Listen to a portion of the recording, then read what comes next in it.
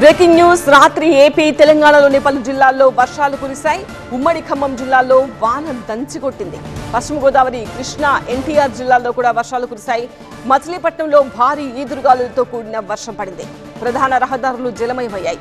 ఖమ్మం జిల్లాలోని కొణిజర్ల, వైరా, ఏన్కూర్, తల్లాడ మండలాల్లో మోస్తరు వర్షం కురిసింది. ఈదురుగాలులతో కూడిన వర్షానికి పలు చోట్ల నష్టం జరిగింది. తల్లాడ మండలం నూతనకల్ గ్రామంలో కొబ్బరి చెట్టుపై పిడుగు పడింది. పిడుగుపాటుతో కొబ్బరి చెట్టు పూర్తిగా దగ్ధమైంది. ఘటన సమయంలో ఎవరూ లేకపోవడంతో పెను ప్రమాదం తప్పింది.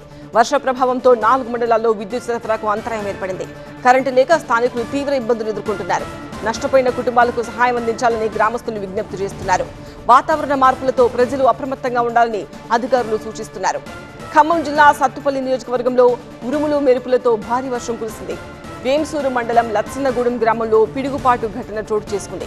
ఓ ఇంటి ఆవరణలోని కొబ్బరి చెట్టుపై పిడుగు పడింది. పిడుగుపాటుతో కొబ్బరి చెట్టు పూర్తిగా దగ్ధమైంది. రాత్రి వేళ ఉరుములు మెరుపులతో ప్రజల్లో ఆందోళన నెలకొంది. వర్షాలు, పిడుగుల నేపథ్యంలో అప్రమత్తంగా ఉండాలని సూచించారు.